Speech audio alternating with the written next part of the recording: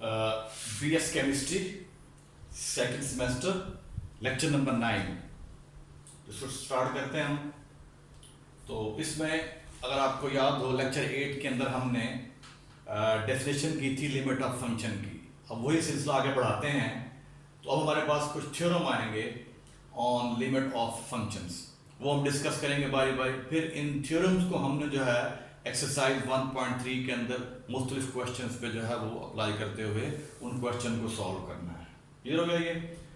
अब देखें theorem on limits of functions. If f and g are two functions for which कि हमारे पास एफ एक्स की लिमिट जब एक्स अप्रोच कर रहा है ए को, वो एल है, एल को हमारे पास मखसूस नंबर है, and limit of ji of x when x approaches to a is m, then अब हम पहला थ्योरम स्टेट कर रहे हैं। पहले थ्योरम में क्या है?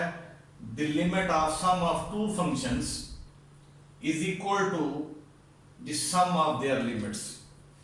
यानी अगर आपके पास दो फंक्शन का सम है और उसकी आप लिमिट लेना चाह रहे हैं तो ये बराबर है sum of their individual limits के। ठीक है जी?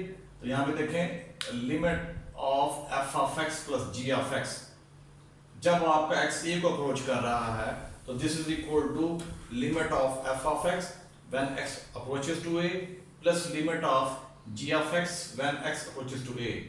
यानी ये हमारे पास एल के बराबर है और ये जो है एम है, तो that is equal to l plus m. Clear हो गया ये?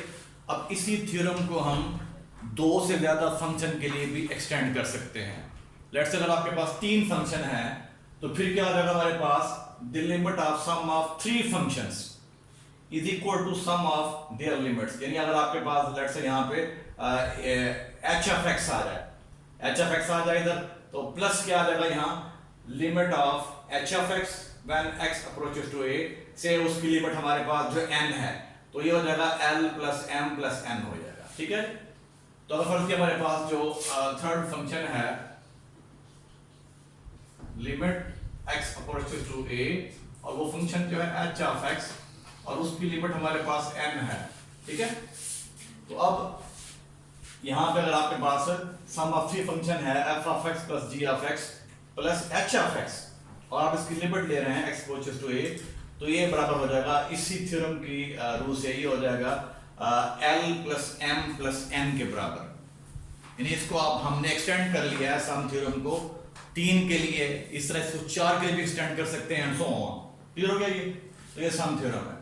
सेकंड नंबर पे है difference theorem. The limit of the difference of two function, the limit of the difference of two function is equal to the difference of their limits. ये हमारी statement है second theorem की। The limit of difference of two function is equal to the difference of their limits. यानी अगर आपके पास दो function का difference है और इसकी आप लिमिट लेना चाह रहे हैं तो ये बराबर है limit of first function minus limit of second function. ठीक हो गया? यानी इनका जो डिफरेंस है ये, तो limit of F of x minus g of x जब एक्स ए को अप्रोच कर रहा है is equal to limit of F of x when x approaches to a minus limit of ji of x when x approaches to a, and this is equal to ये l है ये m, तो this is l minus m. अब यही जो है ना theorem number 2, इसको हम एक्सटेंड कर सकते हैं दो थ्योरम के लिए, तीन के लिए, चार के लिए। अगर उनका डिफरेंस है, जैसे अगर ये फंक्शन आ गया और यहाँ पे आ गया तो माइनस एच ऑफ एक्स आ गया आपके पास, तो यहाँ पे हो जाएगा एल माइनस एम हो जाएगा। यानी इसको एक्सटेंड कर सकते हैं हम दो से ज्यादा फंक्शन के लिए भी। ठीक है जी? तीन के लिए, चार के लिए एंड सो ऑन। तो ये हमारा था डिफरेंट थ्योरम। फिर नेक्स्ट चलते हैं, हमारे पास थर्ड थ्योरम है if k is any real number. k हमारे पास कोई रियल नंबर है, then limit of k into f of x when x approaches to a is equal to k time the limit of f of x when x approaches to a is equal to ये हो जाएगा k into l, k times of l हो जाएगा ये। तो ये हमारा theorem number जो है थर्ड है। ठीक है? k जो हमारे पास कोई रियल नंबर है, ये पॉजिटिव हो सकता है और ये नेगेटिव भी हो सकता है। अब चलते हैं हम थ्योरम नंबर 4 की तरफ।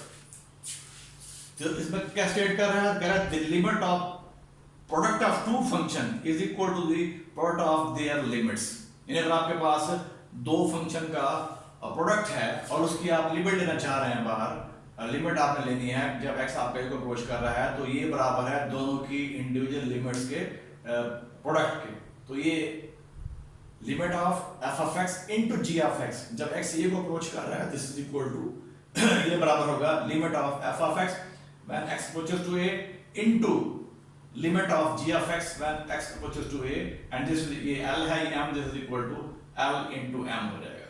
ठीक है, अब इसी थ्योरम को आप एक्सटेंड कर सकते हैं जब आपके पास प्रोडक्ट हो दो से ज्यादा फंक्शन का, लेट्स से 3 का है 4 का है, तो इसी को आप एक्सटेंड कर सकते हैं। जैसे मैंने आपको इसकी मिसाल दी है सम थ्योरम की, सम ऑफ 2 फंक्शन की, पहले जब मिसाल दी कि उसको एक्सटेंड कर सकते हैं 3 फंक्शन के लिए 4 के लिए, तो इसको भी एक्सटेंड कर सकते हैं। अगर आपके पास 3 फंक्शन है तो उसका प्रोडक्ट जो होगा, फर्स्ट के हमारे पास जो है यहाँ पे h ऑफ x है, तो वो हो जाएगा limit of f of x limit of g of x और इनटू हो जाएगा limit of h of x।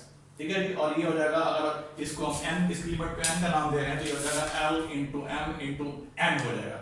ठीक है जी, अब फिर चलते हैं हम नेक्स्ट, हमारे पास जो नंबर 5 है, इसमें स्टेट कर रहा है, इसको यूं स्टेट कर रहा है, the limit of the quotient of the functions is equal to the quotient of their limits provided the limit of denominator is non zero.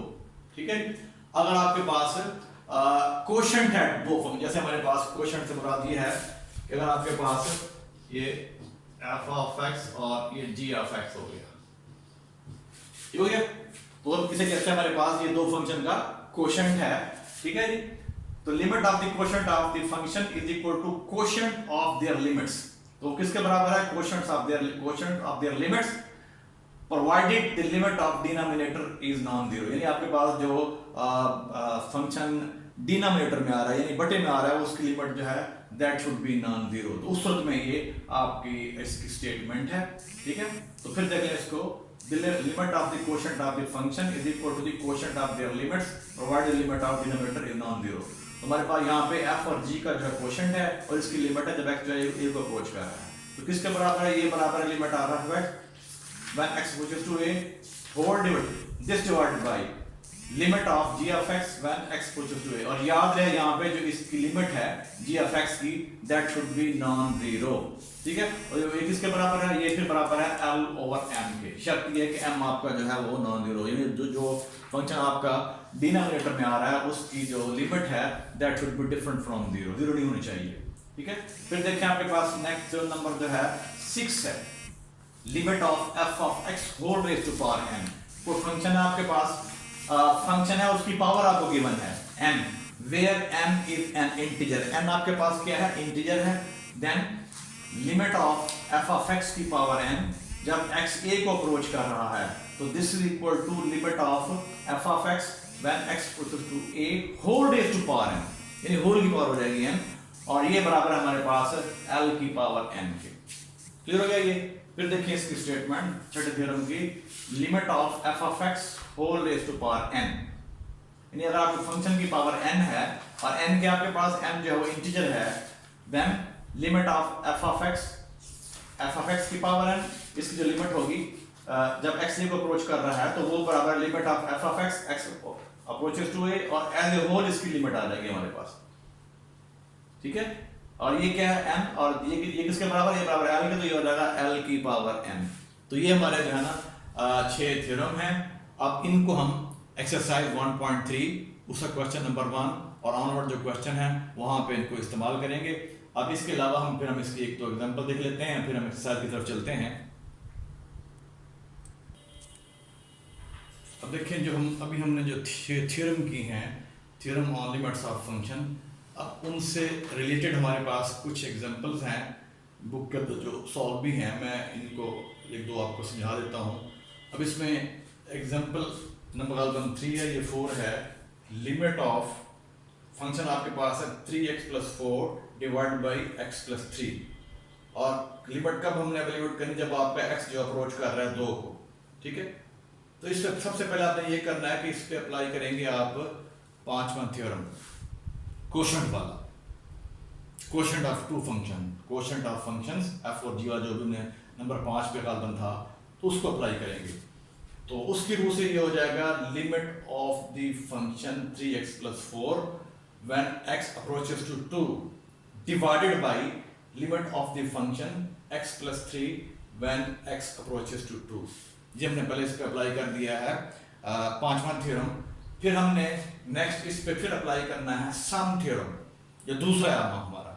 उसमें क्या था कि अगर आपके पास दो फंक्शन हैं, दो फंक्शन का सम है, ठीक है, तो उनकी लिमिट हम लेना चाह रहे हैं, तो वो बराबर है उन दोनों की इंडिविजुअल लिमिट्स के सम के। वो इस पे अप्लाई किया है हमने, इस पे अप्लाई किया तो ये आ जाएगा limit of 3 of x approaches 2 plus limit of 4 when x approaches to 2। इस तरीके से आप यही थ्योरम सम थ्योरम जो है वो आप अप्लाई करेंगे डिनोमिनेटर वाले फंक्शन पे। तो ये हो जाएगा limit of x when x approaches to 2 plus limit of 3 when x approaches to 2।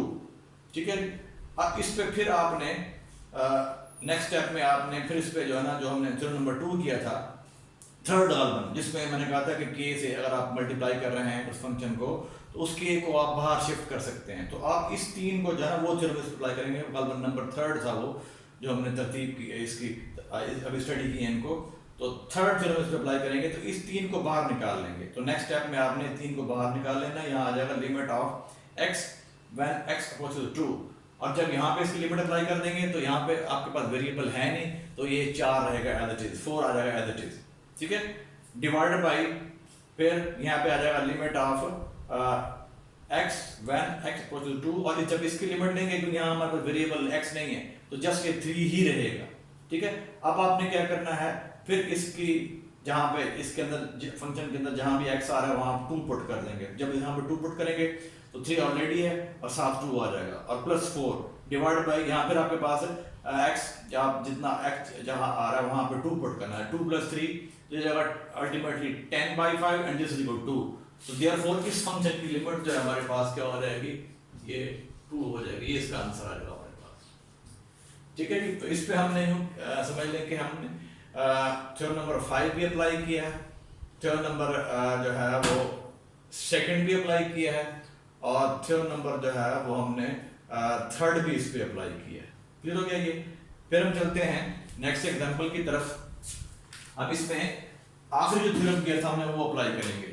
अगर यहाँ पे देखें कह रहा है कि हमने ये लिमिट एवेल्युएट करनी है, एग्जांपल है ये भी, तो लिमिट ऑफ फंक्शन है 2x - 3 whole raise to power 3, और जब आपका x जब इसको अप्रोच कर रहा है 4 को, x किसको अप्रोच कर रहा है 4 को, अब इसको बाय यूजिंग, अब मैंने वहां बताया था आपको कि ये जो पावर होगी दैट इज एन इंटीजर, तो इस केस में ये जो है n आपका 3 है।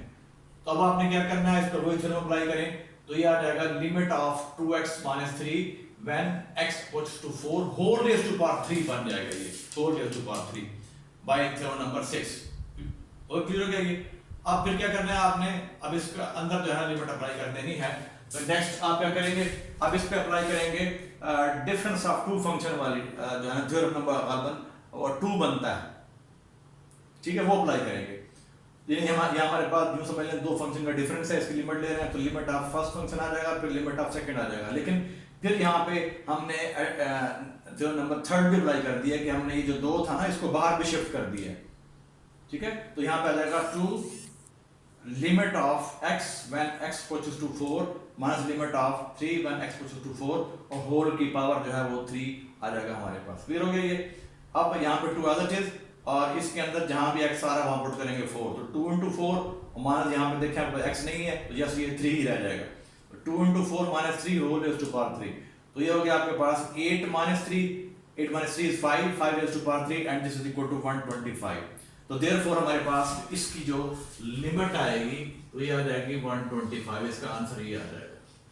ठीक है, तो ये हमने 2 एग्जांपल की हैं जिनमें हमने जो अभी थ्योरम की है हमने इनको अप्लाई करते हुए इनको सॉल्व किया है। अब आपने जो एक्सरसाइज 1.3 है आपकी, जो हम सेकंड ईयर की मैथ चैप्टर नंबर 1, इस एक्सरसाइज 1.3 ये जो हम बुक इसमें फॉलो कर रहे हैं। ठीक है जी, तो 1.3 एक्सरसाइज 1. इसका क्वेश्चन नंबर 1, इससे लगभग 4 या 5 पार्ट होंगे, तो उनको आपने वहाँ भी हमने लिमिट एवेल्युएट करनी है। तो आपने उनको कैसे एवेल्युएट करना है, by using theorem on limits of function, यानी आपने लिमिट के थ्योरम को अप्लाई करते हुए उन क्वेश्चन को, इसमें क्वेश्चन हम के अंदर जितने ही पार्ट हैं, 4 हैं 5 हैं, उनको आपने खुद सॉल्व करना है। क्लियर हो गया?